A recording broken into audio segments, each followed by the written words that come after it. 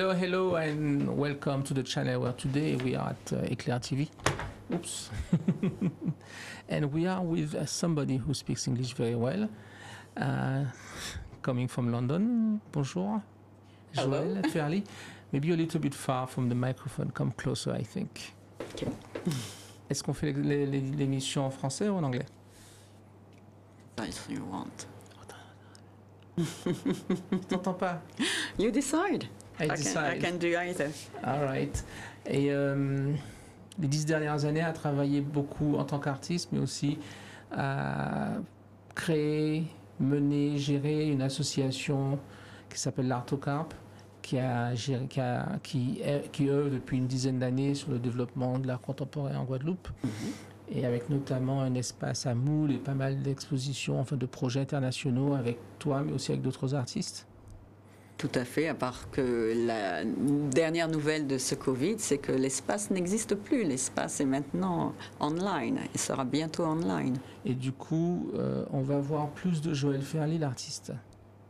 Peut-être, mais Joël Ferli, l'artiste, va certainement prendre un temps de réflexion et d'observation de cette période spéciale, n'est-ce pas? D'ici, ici ou ailleurs? On the road, certainement. On ne sait pas. On ne sait pas, même Joël Ferli ne sait pas. On ne sait pas ou on ne dit pas? Ou on ne dit pas. Je crois qu'il vaut mieux. Ce ne sera pas la première fois que tu seras en dehors de la Guadeloupe? Surprise, surprise. Non, certainement pas la première fois. Je ne cesse de faire des allers-retours. La période Covid m'ayant cloué comme tout le monde sur le moule, et c'est pas plus mal.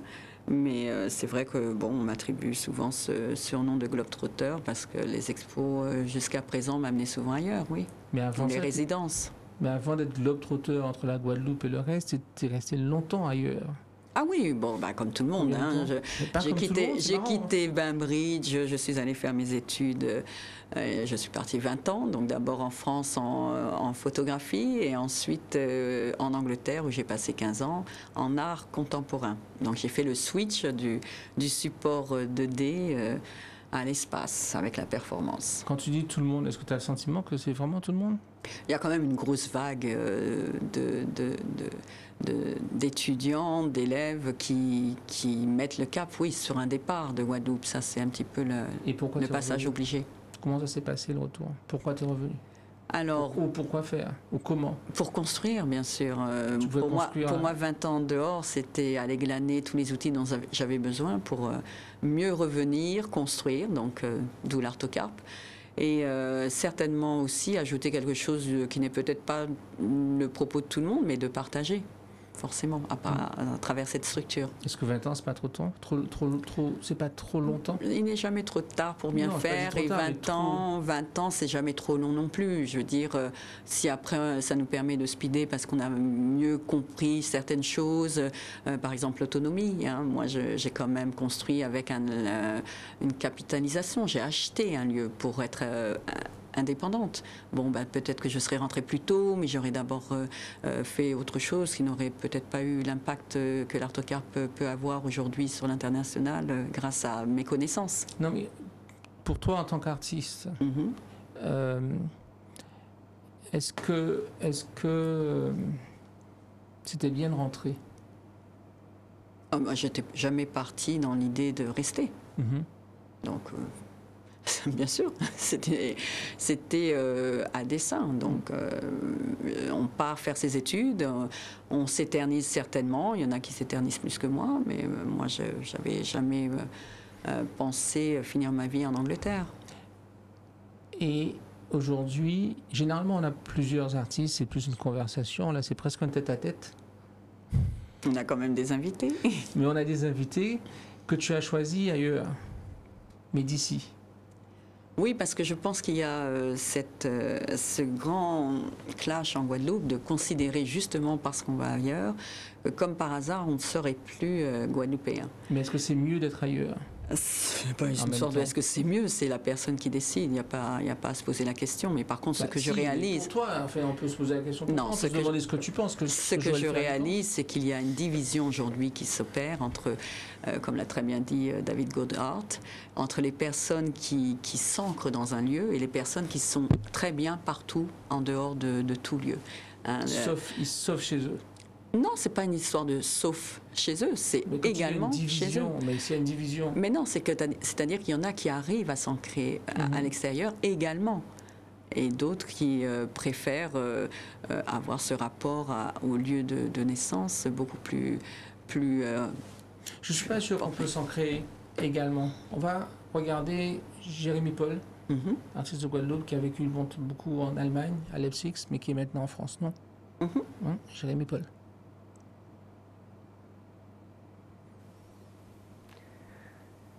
Bonjour, je m'appelle Jérémy Paul, je suis artiste plasticien et je vais vous parler des 2 dernières années qui se sont écoulées. Ces 2 dernières années ont été habitées par la naissance de mon fils et la création pendant cette période qui est particulière, que l'on appelle la période du Covid ou la période des confinements. Elle a été habitée par 2 expositions qui étaient importantes pour moi. La première, Dust Speck on the Sea, et la seconde, Liberté. La première qui s'est déroulée aux États-Unis, qui était le 3e volet de cette exposition itinérante, et la seconde, Liberté, qui s'est déroulée en Guadeloupe. Dans la première, j'ai présenté des œuvres qui étaient plus anciennes que dans la seconde, qui comportaient un protocole déjà bien établi, assez stable. Ce que j'entends par protocole, là, c'est un dialogue avec le curateur qui permet de montrer une certaine relation à la promenade. Donc ça c'était Jérémy. On va regarder tout de suite Minia Biabiani, qui est une photographe. Du coup, oui, installation un peu, oui. Mais à la base photographe, non? Pour moi, c'est une artiste contemporaine, tu sais, c'est transdisciplinaire, donc il n'y a pas de... Non, on n'est pas transdisciplinaire. Ben non. Pour moi, c'est transdisciplinaire. Voilà. Pour donc... toi, je sais pas... moi, je suis plutôt peintre. Je fais aussi d'autres choses, mais il y a des gens qui sont peintres, d'autres qui sont photographes. Ayana Velicia Jackson, elle est photographe. Elle peut faire des installations de temps en temps. Mais Minia, je ne sais pas, peut-être qu'elle n'est pas photographe. Donc ce que tu dis, c'est qu'elle n'est pas photographe. Pour moi, non, voilà. Elle est plutôt dans l'installation. Artiste installatrice ou transdisciplinaire? Contemporaine. Mais c'est laquelle? C'est quoi? Contemporaine Tu fais de la résistance, toi. Minia Biabani. Bonjour à toutes et à tous. Merci à Joël et à Thierry de leur invitation. Je suis Minia Biabiani, artiste visuelle guadeloupéenne. Je vis ici la moitié du temps et je voyageais l'autre moitié du temps. Avant la pandémie, pour moi la pandémie, ce que ça a changé, c'est évidemment de comprendre de nouvelles stratégies pour montrer mon travail. Donc j'ai un travail qui est principalement d'installation et de vidéo. Donc pour les installations, comprendre comment je pouvais déléguer certaines choses, notamment toutes les questions liées au montage, à l'espace, une série de décisions qui parfois ne peuvent être prises que sur place. Donc j'ai réalisé beaucoup plus de protocoles, donc des instructions de montage détaillées qui peuvent permettre de montrer le travail sans que je sois présente. Et aussi, bien sûr, ce qui s'est passé avec toutes les conditions de confinement, c'est donner plus de place à l'observation, au rythme du travail qui soit plus lent. Donc ce sont des éléments qui sont d'emblée déjà présents dans mon travail. J'ai déjà un travail qui a besoin, pour créer pour prendre de la force, en fait, mon travail a besoin d'une certaine lenteur, de dialogue intérieur. Et donc pour moi, la pandémie a été une nouvelle manière aussi de poser un regard sur mon propre rythme de travail et de lui donner plus de place, en fait.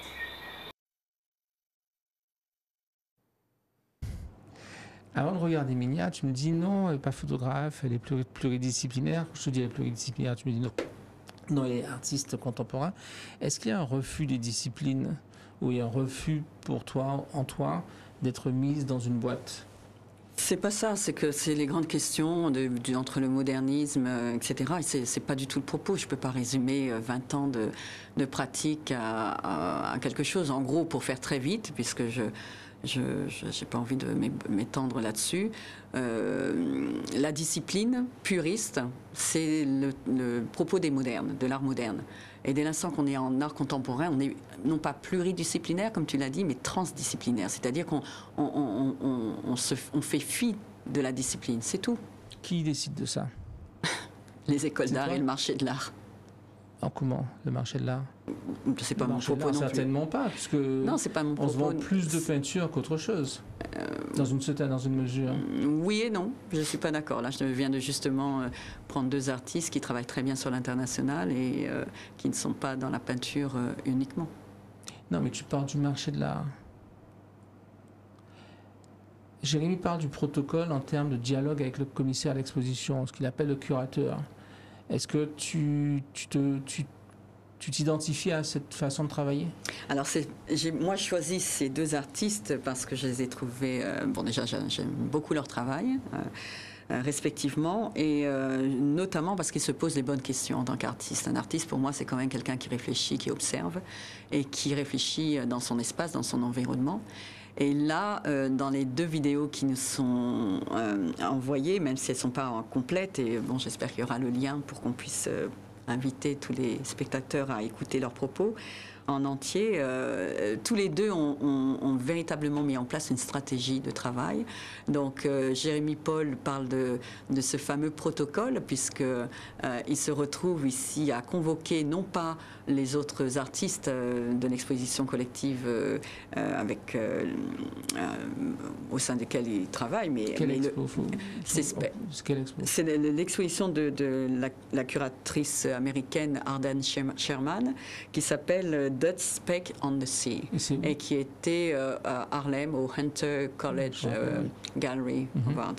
Donc elle était venue nous voir à l'Artocarpe, mais justement ce que j'ai beaucoup apprécié, c'est que nous à l'Artocarpe on a beaucoup de travail de réflexion, et je t'avouerai que je n'ai pas du tout été enchantée par sa façon de travailler en tant que commissaire, parce qu'elle est donc commissaire américaine, je précise blanche parce que ça a son intérêt dans le propos, et elle fait une exposition sur des artistes caribéens, notamment francophones. Alors là où je quand même lui tire mon chapeau, c'est qu'elle a voulu se concentrer sur de la sculpture, ce qui est assez rare finalement. On a tendance à faire des expositions collectives la sculpture, sur c'est plusieurs... pas contemporain, c'est moderne. C'est elle qui a mis ça. Je ne peux pas répondre à la place J'ai du mal, si tu veux. Alors, je ne sais pas, tu veux me faire parler de quelque chose que je n'ai pas du tout créé, donc je ne peux pas te répondre. Soit tu appelles Arden et tu lui poses la question, mais j'essaie juste de te faire passer le propos suivant, que d'habitude, les commissaires ont tendance à travailler sur des expositions collectives d'artistes et de mettre des photographes, des vidéastes, des ceci, des cela. Ici, elle a eu le mérite, et c'est ce que je lui reconnais, maintenant tu lui poses la question si tu en as envie, de se concentrer sur un seul médium. C'est son propos. Je ne dis pas oui ou non, si c'est moderne ou pas, c'est son propos. Voilà. Et là, je me suis dit, tiens, ça peut paraître intéressant, sauf que j'ai été finalement extrêmement déçue parce qu'elle propose dans l'espace, à mon sens, de traiter la sculpture comme parfois de la peinture, en la mettant au mur. Une sculpture, c'est quand même du 3D, on est censé pouvoir tourner autour. Elle propose de faire ça à des sculptures qui étaient faites pour être en ronde-bosse, ou ce sont des sculptures... Tu vois ce que je veux dire? Il y a une différence, c'est-à-dire... Oui, mais là, tu me poses des questions auxquelles je ne peux pas répondre. Je ne suis pas ce commissaire. Mais tu lui reproches de traiter la sculpture comme de la peinture. Je lui reproche... Je ne vais pas poser la question. Tu proposes de traiter la sculpture comme de la peinture. Moi, je voudrais savoir, est-ce que c'était à l'encontre de l'intention de l'artiste? Pour moi, oui, parce qu'à partir du moment où tu fais une œuvre sculpturale, c'est que tu veux la mettre en espace. Et ces 2 artistes-là, aussi bien Jérémy que Minia, travaillent énormément avec l'espace. Mais dans le cadre de cette curatrice, donc il y a eu un conflit entre la volonté, la vision de l'artiste et la vision du commissaire d'exposition, en fait, c'est ce que tu dis. Voilà. Et ce qui est très intéressant, c'est que Jérémy Paul implique ici le commissaire, donc la commissaire ici, Arden Sherman, pour intervenir finalement dans l'œuvre. Ce qui est assez rare en général. Et tu trouves ça bien ou pas? Je trouve que c'est une façon très, très habile d'attirer un commissaire qui se prétend comme ça vouloir faire une exposition d'artistes caribéens sans savoir de quoi il parle, à quelque chose où il commence à réellement s'impliquer. Si les spectateurs prennent le temps d'aller écouter sa vidéo, ils auront donc la fin du projet, de comment il a réussi à effectivement faire en sorte qu'elle se pose des questions sur le travail. En substance, ce que tu dis, c'est que ce qui t'intéresse dans cette démarche, et peut-être aussi tu nous présentes cet artiste et cette démarche parce que c'est quelque chose qui t'intéresse aussi peut-être personnellement, c'est une façon de pouvoir agir à l'intérieur des codes que nous, qu'on ne contrôle pas nécessairement, mais qu'on peut contrôler de l'intérieur en amenant les choses à nous. C'est ce que tu dis ? Quelque part, oui, tout à fait. L'histoire de la relation artiste et commissaire, c'est toujours une histoire, finalement, pour l'artiste de garder une certaine autonomie. Il a créé une œuvre, il peut peut-être l'avoir d'une certaine façon. Et normalement, il y a un dialogue qui se fait avec l'artiste pour savoir quel serait le mieux pour l'œuvre et pour la compréhension de l'œuvre, à partir du moment où on est dans l'espace. Le problème qui se pose, à mon sens, c'est que de plus en plus, on assiste à ce que j'appelle, moi, des expositions patates, sac à patates, à savoir que des commissaires qui ne connaissent rien du tout à la Caraïbe décident de faire des expositions sur les artistes caribéens en prenant un là, un là, un là. Ils ne connaissent absolument rien sur la problématique, mais tout d'un coup, ça leur permet, eux, de construire leur carrière. C'est ça la différence. Et je suis très, très sensible à ça. Donc moi, cette commissaire, très clairement, quand elle est venue nous voir, moi, j'ai refusé de faire partie de cette exposition parce que je ne voyais pas du tout l'intérêt pour moi d'être avec quelqu'un qui ne possède aucun discours. Déjà, aucun discours. C'est d'ailleurs que quand on l'entend parler, elle dit juste qu'elle met les œuvres qui dialoguent entre elles, comme tous ces nouveaux commissaires là, qui s'affichent aux États-Unis, qui viennent chez nous, dans la Caraïbe, prendre des artistes. Et le problème que j'ai avec ça, c'est que justement, nous ne sommes pas quelque part nous-mêmes protégés par nos propres institutions pour répondre à ça, c'est-à-dire créer nous-mêmes nos propres forces et d'aller après ailleurs se déplacer, quitte à le faire collectivement. Comment s'est passé le travail avec la commissaire Régine Cusin pour nos avocats pour toute justice? L'installation ou la performance, l'installation que tu as faite au MACT, est-ce qu'on peut peut-être la regarder? Comment ça s'est passé avec la commissaire? Alors, comment s'est passé le travail? Bon, déjà, il faut savoir que Régine Cusin, j'ai énormément d'admiration pour cette commissaire. Donc, toutes les commissaires ne sont pas bonnes? Ne sont pas mauvaises, pardon. C'est pas ça. Il y a beaucoup de commissaires qui sont autoproclamés d'une part, et donc qui n'ont absolument pas du tout, pour moi, la casquette de commissaire. Mais justement, s'il y en a bien une qui l'a, c'est Régine Cusin, et qui a eu le mérite. Elle est aussi d'outre-Atlantique. Oui, elle est aussi d'outre-Atlantique, je te l'accorde. Avec une spécialité sur les pays... de la Caraïbe, mais c'est l'une des premières. Déjà, il ne faut pas oublier quand même la chronologie. Donc, il n'y a pas une contre-indication systématique? Ben non, j'ai jamais dit ça. Non, je ne sais pas que tu dis ça. C'est juste comme ça a été mentionné un peu avant, je vais juste l'établir, quoi. Si tu me permets de faire le pont, je vais l'établir moi-même. Alors l'idée, c'est de dire justement que j'étais en Angleterre quand Régine Cusin m'a abordée. Et sa façon de travailler, c'est justement de suivre ses artistes. Donc elle les connaît très bien, parce qu'elle va les rejoindre sur leur lieu de travail, aussi bien quand ils refont des études, ce qui était mon cas, quand ils font des résidences, ce qui était également mon cas. Et elle n'hésite pas à prendre l'avion pour se déplacer, le train, finir à pied, voir le travail en genèse et vraiment l'évolution du travail. Donc entre, je crois, tous les débuts des années 2000 et bien sûr maintenant, on peut dire qu'elle connaît extrêmement bien mon travail. J'ai un demi-siècle aujourd'hui, j'en avais 20 ou 30 quand elle m'a connue. C'est sûr que c'est une relation de confiance, tellement de confiance. En même temps, est-ce qu'une commissaire, quelqu'un d'outre-mer, peut nous comprendre, nous voir vraiment complètement, et surtout, même en nous connaissant plus en détail, plus longtemps, 20 ans, s'extraire de leur propre construction en tant que personne européenne?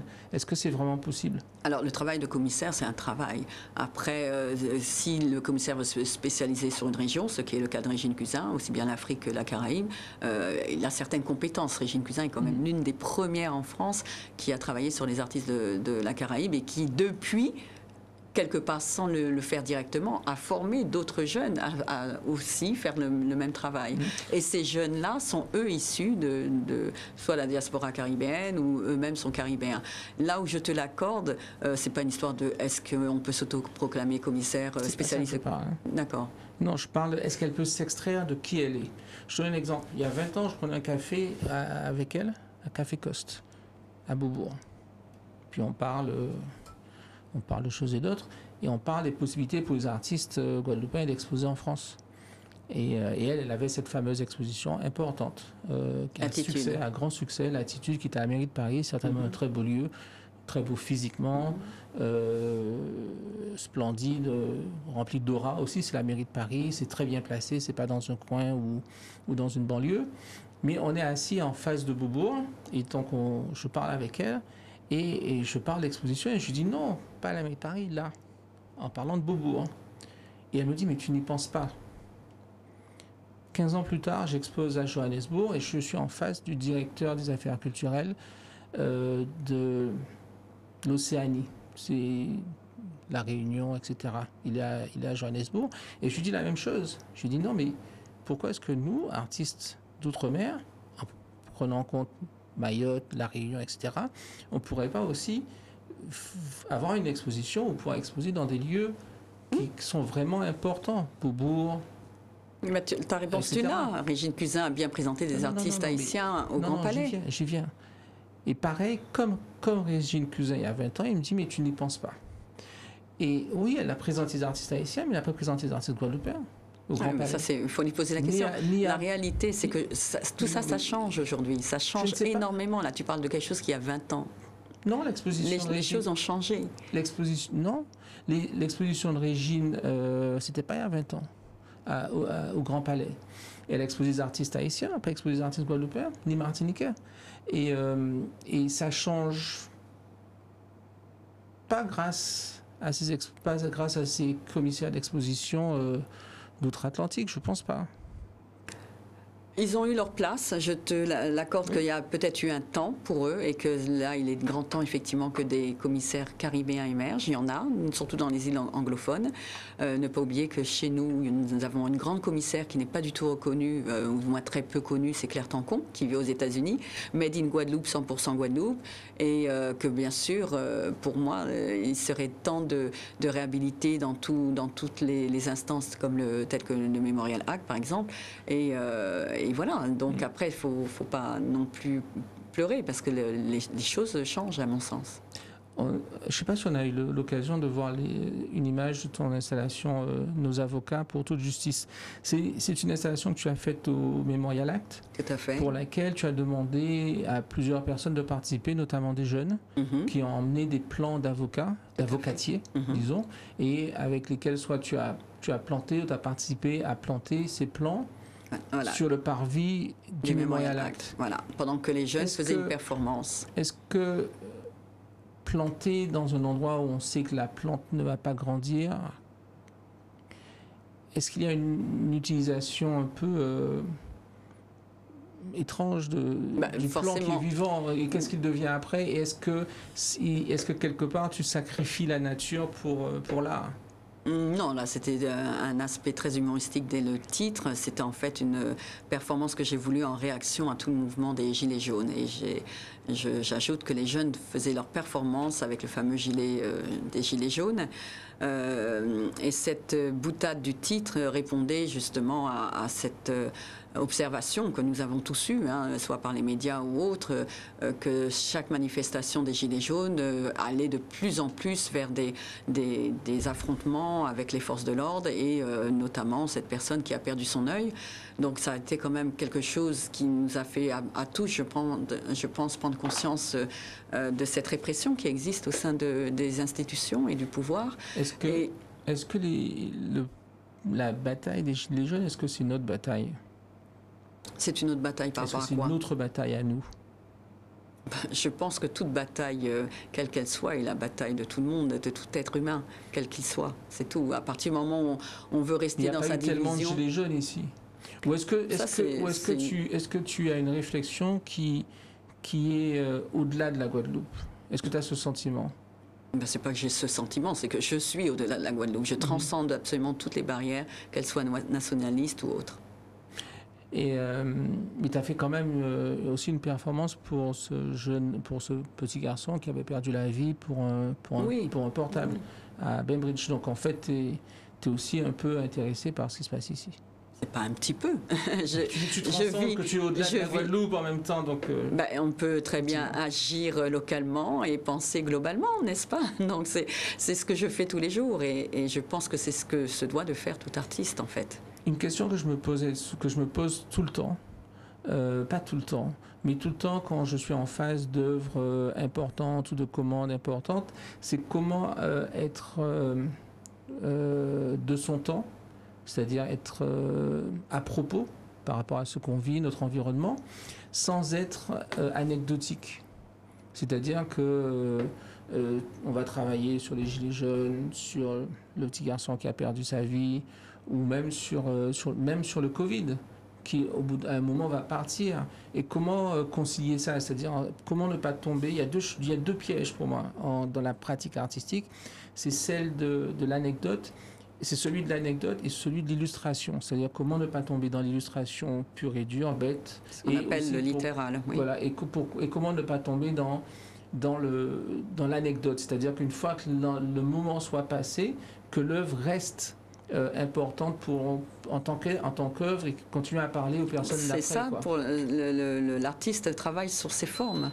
Il travaille sur son propos, mais qui doit porter à un niveau de transcendance. Donc, tu me parlais de la fameuse œuvre performative que j'ai réalisée en Haïti. Bon, ça répondait à un propos réel. Agua. Non, l'œuvre oui. Révolution. L'œuvre était sur le propos du tremblement de terre, mais plus largement, c'était sur le propos de la résistance de tout individu face à l'affrontement des éléments. Là, c'était un tremblement de terre, on pourrait avoir un cyclone, et c'est clair que ça se questionne de plus en plus aujourd'hui avec toutes les questions de l'environnement. Pour qu'on comprenne, parle-nous de l'œuvre d'Haïti. Alors Haïti, c'est une œuvre qui a 10 ans cette année. 2011, tremblement de terre arrive en 2010. Avant le contexte, qu'est-ce que tu as fait? Elle se manifestait comment? Je te réponds. Je décide d'aller, malgré les interdits quelque part pour un artiste de se rendre dans un pays qui est ébranlé, je décide quand même de maintenir une résidence qui a été décidée, une résidence de 3 mois en Haïti, et avec comme propos d'aller créer des œuvres d'art sans matériaux. Donc pas d'appareil photo, pas de laptop, rien du tout. Et je me dis que le seul matériau que je peux utiliser, c'est mon corps, c'est-à-dire passer à la performance ou repasser à la performance. Et je travaille avec des artistes haïtiens. Et la toute première performance que je décide de co-réaliser avec eux, c'est d'arriver sur la place du Champ de Mars, de leur demander de me positionner quelque part sur cette place et de rester sur cette place 24 heures et à tourner tout doucement comme la planète pendant 24 heures sans boire, sans manger et sans descendre du socle sur lequel j'étais posée. Donc tu es resté debout sur la place publique pendant 24 heures. Voilà. Il y a des gens qui disent que c'est pas possible. Ben justement, je peux témoigner que... Oui, moi aussi je peux témoigner, mais... Que c'est possible. Oui, tu peux témoigner, enfin... Non, le propos ici, c'était de... Rappelle-toi, le tremblement de terre avait quand même fait montrer aux informations que beaucoup avaient été retirés des décombres, parfois jusqu'à plus de 24 heures. Il y a une différence. Et je me suis posé les questions sur ça. La résistance du corps, alors qu'on dit toujours, sans boire, sans manger, surtout sans boire, on ne peut pas survivre. Oui, il y a une différence entre être pris dans une prison ou dans une cellule et rester debout 24 heures au même endroit sans bouger. Oui, mais là, ce qui m'intéressait, puisque c'est le médium de la performance que je testais, donc mon corps, c'était les résistances du corps. Donc je voulais aller jusqu'à l'extrême de ce médium-là. C'est beau sur papier, mais est-ce que c'est réalisable réellement? Certains disent que pas, mais on n'est pas dans la réalité, on est dans le symbolisme, dans le concept. Est-ce que en tant qu'œuvre d'art, ça a même besoin d'être fait? Est-ce que juste dire que ça a été fait, est-ce que ça suffit? Parce qu'au bout du compte, l'œuvre, elle continue à exister dans les mémoires, dans l'imaginaire surtout. Parce que même si, disons que ça a été fait, certains disent que non, mais même si ça a été fait, qui est resté là à 24 heures? Peu de gens l'ont vu complètement. Et par contre, beaucoup plus de gens ont vu des photos, en ont entendu parler, ont réfléchi, se sont imaginés sont partis dans leur rêve. Et donc, dans une certaine mesure, on peut dire que le concept suffit parfois. Alors, je t'accorde qu'il y a, bon, c'est pas vraiment un concept pour moi, c'est un protocole, justement, comme dit Jérémy Paul, presque un manifeste pour la performance que tu mets en avant. Ici, je l'avais mis et justement, je m'étais imposé comme protocole de ne pas me mettre en danger, de ne pas mettre en danger mon corps. Donc, je m'étais dit, si jamais au bout de 20 heures, je ne le sens plus, je descends du socle. Il est hors de question que peut-être je me retrouve à mourir juste pour une œuvre d'art. Ce n'est pas du tout mon propos. Attention, certains artistes vont jusque-là. Mais jusqu'à à se donner la mort. Mais là, je refusais absolument ce protocole-là. Par contre, je te l'accorde qu'une performance, elle a sa force dans le moment et elle peut perdurer si justement elle se transmet dans les mémoires. Et là, c'est plutôt ça. C'est quand je reviens en Haïti, ceux qui me reconnaissent disent oui, c'est vous l'artiste qui était sur la place du Champ de Mars. Ils connaissent même pas mon nom, ils savent même pas. Mais ils en ont entendu parler. Oui. Moi, si je devais faire ça, j'aurais eu peur, surtout de la nuit. Ben, ne t'inquiète pas, pendant toute l'œuvre, j'étais relayée. Il y avait des artistes qui servaient de médiateurs. Il n'y a pas beaucoup de lumière la nuit il fallait relayer ici des trottoirs en plein post-tremblement de terre. Il y avait beaucoup de tentes, des gens qui dormaient sur le Champ de Mars. Et donc, il y avait de l'animation, il y avait énormément de choses. À quoi? À Cuba? Une autre performance réalisée, alors pareil, à partir des travaux réalisés en Haïti, où je voyais beaucoup ces femmes aller puiser l'eau dans un seau. Et je me suis... ça m'a remémoré tout le travail de collecte d'eau que j'avais vu en Afrique. Donc c'est puiser l'eau, mais c'est surtout porter l'eau sur la tête. Alors moi, je l'ai transféré comme ça, mais elles allaient puiser l'eau dans un puits. Naturellement, il faut puiser l'eau, mais voilà. Tu as le port de... Moi, l'image symbolique, c'est ce port de l'eau. Oui, comme les femmes africaines. Ici, c'est de l'eau, mais c'est le port de quelque chose qu'on imagine de certains poids sur sa tête. Et en plus, étant une pratique qui est pratiquement quotidienne, en tout cas régulière. Oui, enfin moi j'ai vu ça, j'ai vu ça petite à l'enclos Gosier, j'ai vu des enfants aller chercher à la fontaine de l'enclos, où j'ai grandi, de l'eau, et c'était des enfants qui devaient avoir 6-7 ans, donc c'est pas quelque chose qui est très très loin dans notre imaginaire. Est-ce que ça te choque?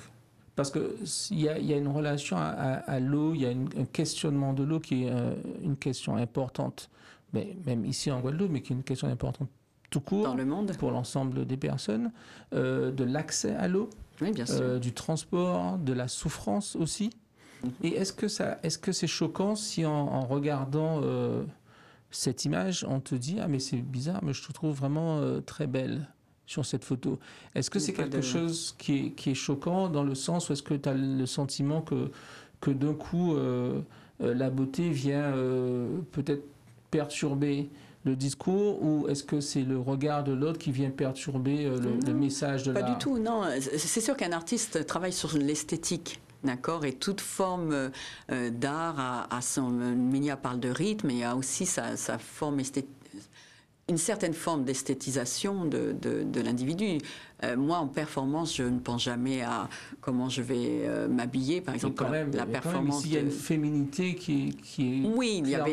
peut-être pas, je ne veux pas dire affichée, mais qui est présente, disons. Oui, bien sûr. Alors, ce qui est d'ailleurs très intéressant, c'est que cette performance a été réalisée l'année suivante de Haïti, et autant en Haïti j'avais énormément maigri, autant ici j'avais énormément grossi.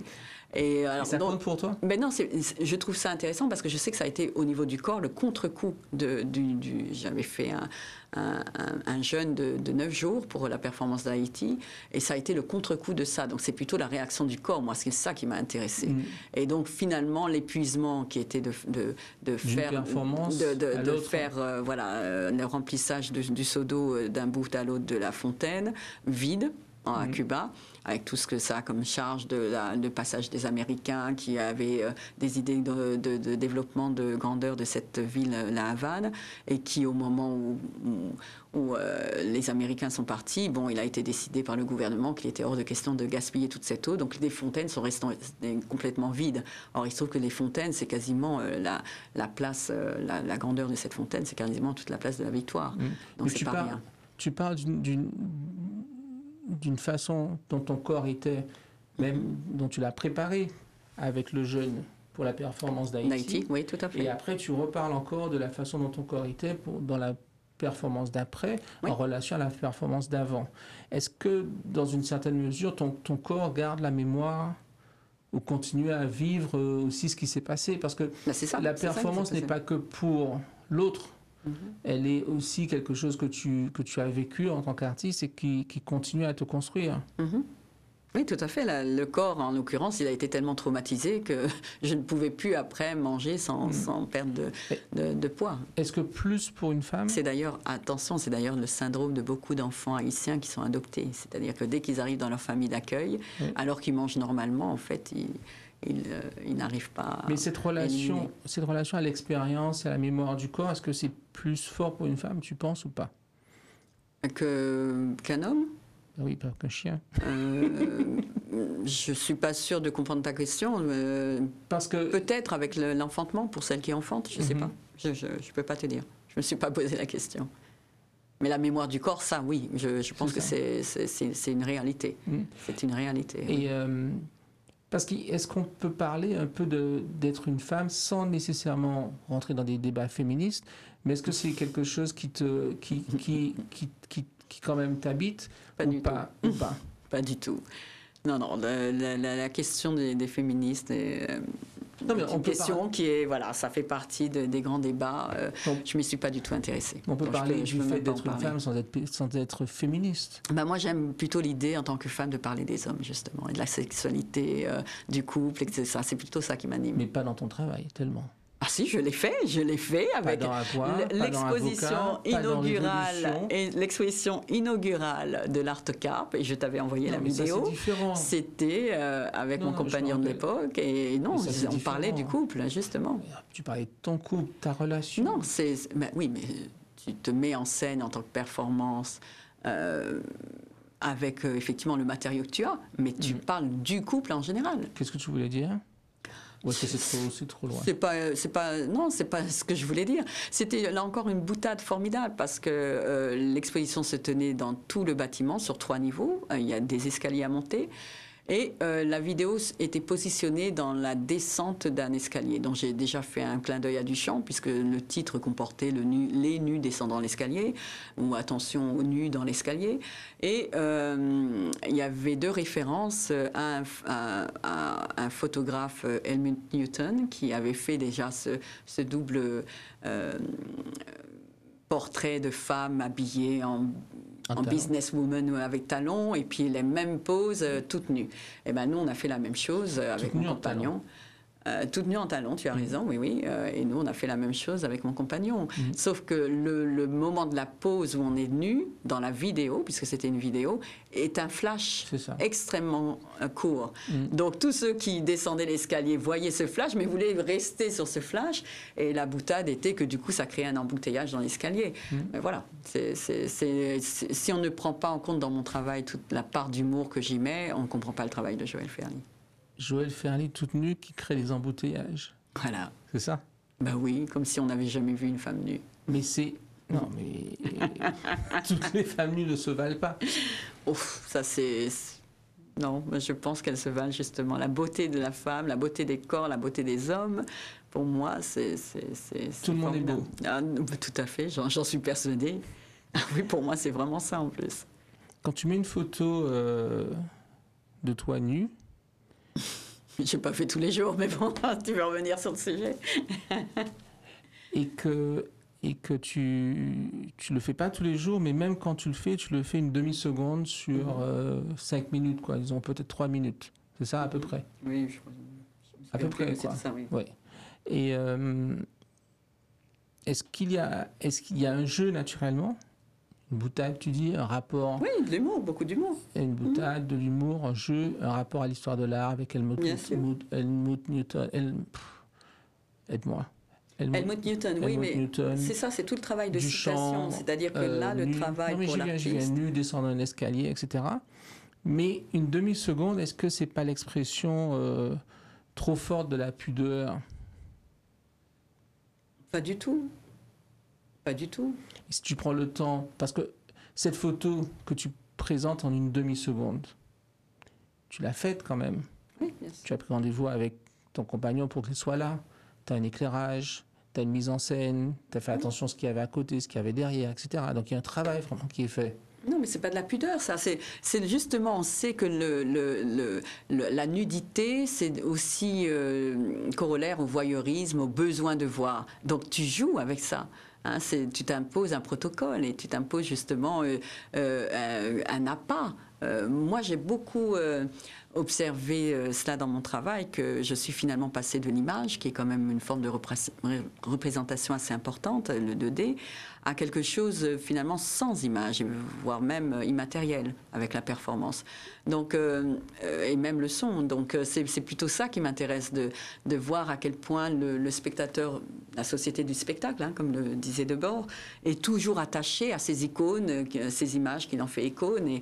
Et alors que l'art, c'est pas que ça. C'est de l'espace, c'est du temps, c'est du rythme, comme dit très bien Minia, c'est plein de choses. Ce sont des objets. Aussi. C'est bien sûr du son, bien sûr. Les récits de l'Artocarpe. Les récits de l'Artocarpe, c'est certainement ma plus grande œuvre. Est-ce qu'on a un extrait? Alors j'espère. On peut regarder peut-être s'ils sont prêts en régie. Donc c'est une œuvre en fait sur laquelle tu as travaillé plusieurs années. Pardon, je dois juste rejoindre ma place près de mon mari. Le plus difficile est de se retenir de juger. Le plus difficile est de se convaincre qu'une nouvelle agriculture existe. Le plus difficile est de saisir l'essence de la vie. Après un enchaînement de gestes comiques, la comédienne simula un sprint imaginaire. Et toi, jeune petite fille, comment t'appelles-toi? You come here often. Moi, l'Artocarpe. Do listen to your little girl. To BBC Radio 4 and joining me now in this program is Josie Mirabel. Et d'y croire. Cette fois-ci, j'y arriverai. Cette fois-ci, j'y arriverai. Es-tu mal? Il n'y a pas de lézard. Compter n'est pas chose facile. Cela nécessite toujours un renouvellement du souffle afin de projeter toute la fraîcheur des mots. En naviguant entre l'espace et le temps, entre les règles de langage et de mouvement, entre écho et son, soupir et claquement des dents, entre langues inventées, patois et onomatopées.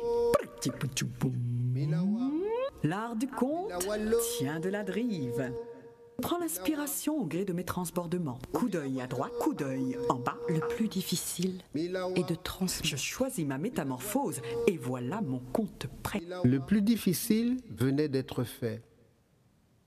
Les récits de l'Artocarpe. 4 ans de préparation. Travail d'écriture d'abord, en résidence au Japon, travail d'enregistrement ensuite avec Yann Marraine, avec les collaborateurs. Combien de collaborateurs en tout? Alors en tout, nous étions 4. Il y avait, y compris au Japon, parce que du coup, il faut compter tout ça. Non, au Japon, c'était que de l'écriture, donc c'était mon travail d'écriture, mais je n'avais pas de collaborateurs là.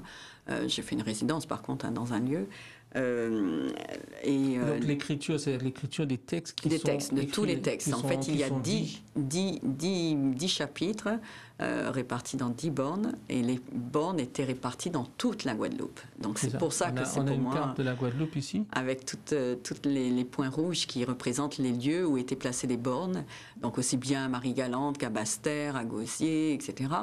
Et l'idée était d'avoir, pour certains des récits, un ancrage, j'ai envie de dire, dans la société moderne, puisque... On a une photo du Catan, voilà. Fils du fameux photographe Catan. Monsieur Catan, fils, qui est donc a reçu sa borne sur l'histoire de la photographie en Guadeloupe, que j'ai voulu décrire à travers l'image de son père, Catan père. Donc ça, c'est toutes les années 50 à Basse-Terre. Et je sais que M. Catan était extrêmement touché de voir que quelqu'un, un artiste, ait pu penser... Le fils Catan. Le fils Catan, oui. Et voilà, me faisait part de la façon dont j'avais mis en écrit, en son, les propos sur son père, que je lui tenais, que je lui portais, mais qui finalement avait... touché à une réalité de l'époque, les années 50. Je voudrais juste revenir sur la réalité de l'œuvre. Parce que, en fait, c'est pas une peinture, c'est pas une sculpture. C'est un parcours artistique, un parcours sonore. Voilà, bien justement. Et c'est même pas vraiment Une installation. Une installation, puisque le corps de l'œuvre, c'est le fait d'être là et d'écouter, en fait, à vrai dire. Pas que ça, c'est aussi de se déplacer dans toute la Guadeloupe. Alors, voilà, donc la première chose, enfin, l'expérience personnelle, c'est d'écouter déjà aussi.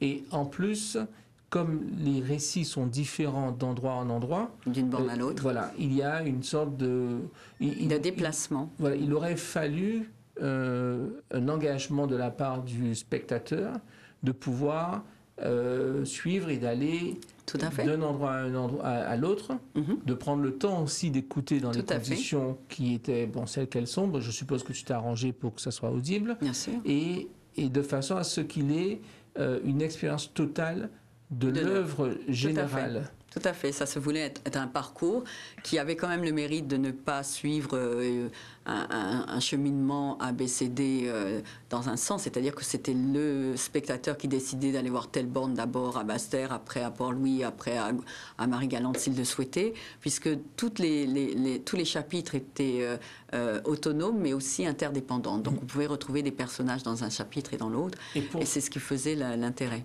Pour ceux qui l'ont fait, quelle expérience ou quelle idée générale est-ce que tu voulais ou que tu as supposé ou que tu as projeté que cette personne ait après avoir eu l'expérience complète de cette œuvre? L'idée, c'était d'avoir une espèce de topographie de la société guadeloupéenne, mais qui se traverse à travers le temps, puisqu'on commençait en 1843, je crois, avec un tremblement de terre qui a réellement existé en Guadeloupe, avec le fugitif, l'histoire du fugitif qui profite du tremblement de terre pour quitter la Mahaudière et s'embarquer dans les Mamelles, et donc rejoindre le camp des Keller sans être nommé. Mais ce fugitif est donc un esclave qui travaillait au champ. Et jusqu'au jour d'aujourd'hui, où il y a un jeune, Rudy, qui lui ne dit pas non plus, mais en fait sort de prison, où il était en France, revient au pays, il essaye de se réinsérer, et il fait juste une rencontre d'une vieille connaissance qui va changer complètement sa vie. Donc tous ces temps-là, il y avait même des gens, bien sûr, des personnages fictifs, mais aussi des personnages dont je me suis inspirée, comme M. Catan, mais aussi il y a le docteur Henri Joseph, il y a aussi un certain artiste qui fait des écritures sur des grands murs. Je pense que tu le connais aussi. J'ai aussi dépeint cet artiste-là. J'ai parlé. Est-ce que l'œuvre, est-ce que c'était pas un peu utopique de ta part de t'imaginer vraiment que les gens iraient d'endroit en endroit et resteraient là à écouter, ou est-ce que c'est moi qui suis un peu trop sévère concernant le public? Quel a été le retour pour toi?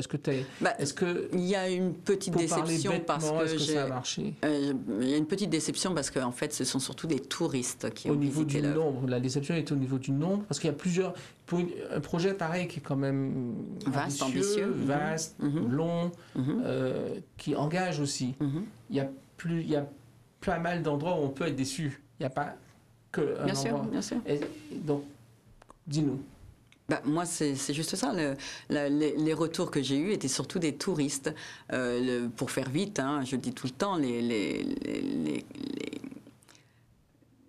Guadeloupéens eux-mêmes, donc les compatriotes qui avaient malheureusement, j'ai presque envie de dire, eu l'information via les médias, donc qui avaient quand même pris le temps d'aller jusqu'à Marie-Galante, de montrer bien 3, si ce n'est 6 minutes du parcours, me disaient tout simplement « Oui, j'ai vu à la télé ». Donc ça leur suffisait. Ils avaient vu à la télé le principe, le dispositif, et ils n'avaient pas du tout envie de prendre leur voiture et d'aller ensuite écouter les bandes une à une. Et c'est là où c'est dommage, parce que je me suis quand même inspirée d'un modèle qui est bien de chez nous, c'est-à-dire le conte. On raconte des histoires, on est dans l'oralité.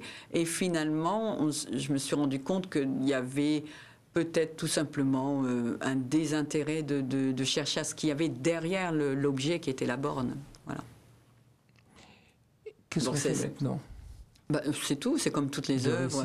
On la met au placard et puis voilà. Et elle terminera. Le fichier existe, non ? Oui, non. Je sais que beaucoup m'ont effectivement presque reproché de ne pas la publier sur Internet. Moi, c'est vraiment une œuvre spatiale que je voulais. Est-ce que tu n'es pas un peu trop... Ça dépend, si on veut être poli, on dira puriste, si on veut être provocateur. Non, c'est pas ça, c'est que je crois... On dira têtu. Je crois, oui, il y a de l'entêtement, ça c'est indéniable. Mais je crois surtout que la réalité, c'est que quand on crée une œuvre, l'artiste, il est déjà en train... une œuvre sur 4 ans en plus, hein, c'est-à-dire que, bon, j'avais d'autres idées, il est déjà passé à autre chose. Et ce qu'il livre, c'est ni plus ni moins que ce qui a été commandé, entre guillemets, par lui-même. On est bien d'accord. Mais en fait, il est déjà passé à autre chose. Donc c'est ça que beaucoup n'arrivent pas à comprendre. Quand ils me disent, mais oui, recréer le site Internet et tout, pourquoi t'as pas fait, parce qu'il y avait un site internet aussi hein, qui servait d'interaction. Bon, cette interface, oui, j'aurais pu continuer à la payer, elle aurait été là, j'aurais pu poster tous les récits, puis ça aurait continué, elle aurait continué en ligne. Ça n'a pour moi pas d'intérêt. Moi, je voulais vraiment, l'œuvre était le parcours artistique. Oui, mais maintenant, bon, je ne vais pas passer trop de temps dessus, mais l'œuvre du coup, elle est morte sans lettre. Tu vois ce que je veux dire? Parce qu'elle m'a été recommandée par le conseil départemental. Il était question de refaire le parcours sur tous les institutions du conseil départemental, Amura et tout ça. Bon, ben voilà, moi, j'ai presque envie de dire, s'il faut la refaire, non, je la remonterai, mais là, je suis vraiment passée à autre chose, oui. Aponte. Revealing Aponte. Alors, c'est je serais bien si on pouvait avoir ça, parce que c'est pas exactement une œuvre numérique, mais en tout cas, c'est une image qui... C'est pas vraiment une vidéo, c'est un peu une œuvre vidéo, mais c'est une image qui bouge, qui est à la fois numérique, mais aussi qui a été ta première expérience dans le monde nouveau des NFT. Alors, c'était pas... Attention, hein, j'ai créé cette œuvre pour répondre à une commande du commissaire de Miami, Édouard Duval-Carrier, qui est haïtien d'origine, et qui a fait, pour moi, un magnifique projet de réunir plusieurs artistes pour mettre à l'honneur ce qui aurait été le premier artiste esclave peintre, Aponte, cubain, peintre afro-cubain, et qui, parce qu'il faisait des peintures, parce qu'il écrivait sur ses peintures, a été presque condamné pour sorcellerie. En plus de ça, bon, il a voulu participer à une révolte qui n'a pas marché et il a donc été condamné à 1, l'écartèlement, 2, la décapitation, et sa tête a été exposée sur un piquet comme ça se faisait à l'époque. On est au XVIe siècle. Alors moi, j'avoue que je ne connaissais pas cette histoire.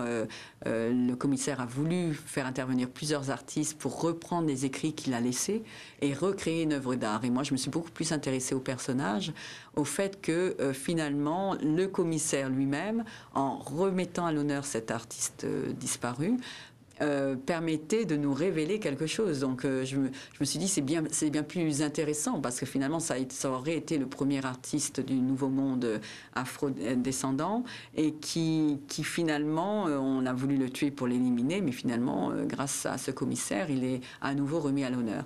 Et donc j'ai fait toute une vidéo en m'inspirant beaucoup du travail. C'était quelle année? Ça, il ne faut pas me le demander. Joël Ferli ne garde pas du tout. C'était juste avant le Covid. Voilà, par là, oui. Je me suis beaucoup inspirée du travail de Kentridge, que j'aime beaucoup, mais dans son travail de dessin, en général, qui fait bien sûr... pour lequel on le connaît, il a aussi fait des petites choses que j'aime beaucoup, de travail comme ça, de vidéo, d'animation, mais avec des objets. Donc j'ai repris cette technique-là, et c'est pour ça que je le cite, hein, le titre complet c'est Revealing Aponte After Kentridge, et j'ai repris cette méthode-là pour donc faire apparaître et disparaître la tête de Aponte, la seule image, l'illustration qui nous est restée dans la mémoire collective. Et donc tu as présenté ça finalement à Miami? Alors elle est allée partout. C'est le problème de ces expositions collectives d'aujourd'hui, c'est que les œuvres voyagent toutes seules, les artistes ne sont pas invités, il n'y a jamais de budget pour eux, c'est ce que je reproche maintenant au commissaire. Et donc oui, j'apprends par mail qu'elle est là, dont elle est en ce moment présentée je ne sais où en Floride, et ça m'intéresse pas de savoir puisque je suis pas invitée. Voilà. Mais tu pourrais ne pas être invitée mais avoir des retombées. Donc ce que tu dis, c'est voilà, que on a ni retombées, on en a, mais c'est un mail qui n'a aucun intérêt. Je veux dire, on n'a plus du tout d'interaction avec le public, on n'a plus du tout d'interaction avec. Non, mais il aurait pu avoir des retombées pour ta carrière, être invité à d'autres expositions. Oui, elle rebondit. Voilà, c'est une œuvre qui rebondit. On est bien d'accord. Oui, mais il n'y a pas ça non plus, disons. Si, il y a ça. Mais c'est ce que je dis. Il y a ce travail de ces commissaires autoproclamés maintenant de choisir son catalogue. Ah ben ça c'est beau et tout, je prends l'artiste et moi-même je vais faire mon expo par là. Et finalement, c'est un travail qui pour moi n'est pas louable parce que c'est du supermarché. On le sait très bien aujourd'hui qu'il y a tout ça aussi dans le monde de l'art. Moi, c'est pas du tout ce qui m'intéresse. Donc c'est pour ça que j'étais beaucoup plus intéressée par la proposition que nous avions discutée nous-mêmes au sein de l'Artocarpe. Mais qu'est-ce qu'on fait du NFT? Est-ce qu'on s'y embarque dedans? Et quand tu m'as fait cette proposition, moi, ça me semblait beaucoup plus pertinent aujourd'hui de se dire que l'artiste enfin se réapproprie une façon de présenter son propre travail à travers ça. Et notamment le présenter, mais tant qu'à faire derrière, s'il veut rentrer sur un marché de l'art, de pouvoir en jouir au niveau de pécunier.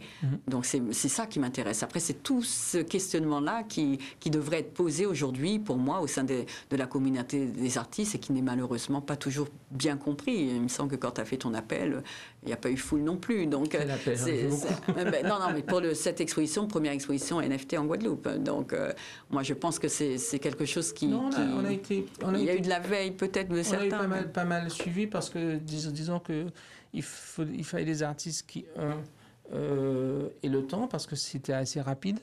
Il fallait qu'ils aient une pratique numérique, ou en tout cas qu'ils aient envie de s'y pencher, et qui en plus aient envie et le temps de comprendre ce que c'est qu'un NFT, une exposition numérique, etc. Donc on a un peu bousculé les choses, et compte tenu du contexte, je trouve qu'on a eu quand même pas mal d'artistes, et surtout... Oui, non, pour moi c'est une très très bonne initiative. Hein. Et surtout des œuvres d'une relative qualité, je veux dire. Donc ça c'est...